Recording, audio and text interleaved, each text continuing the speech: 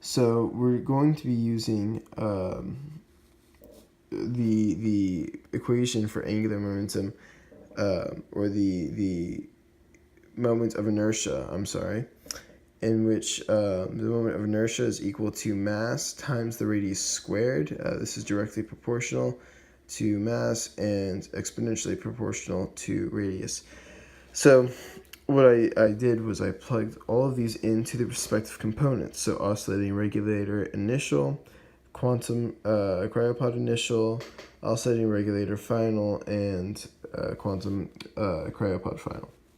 Now they all have the same moment of inertia formulas, and they have different angular speeds. The initial speed, the final speed. The speeds are the same throughout the system.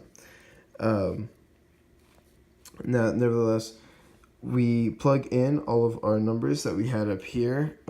Most of them are given to us except for the mass of the quantum cryopod. Now, by simplifying this equation down, we can isolate that to 3.65 kilograms, which is close to what we want in our ideal situation, but we'll get to that. So now we need to find the mass, or the centripetal force. We have the mass, but we do not have the centripetal acceleration.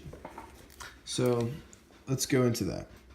So we have our centripetal acceleration is going to be equal to tangential velocity squared over radius, and the tangential velocity is going to be radius times your angular speed.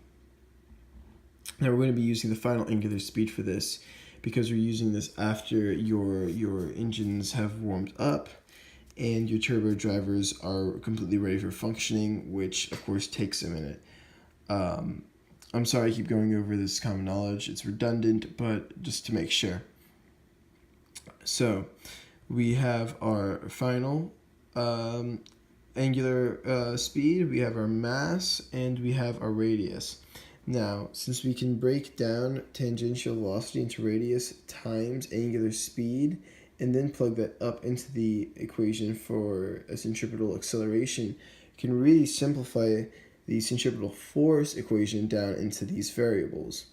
Once you have these variables, it's simply just plugging it in, and you get 23,054.13 newtons.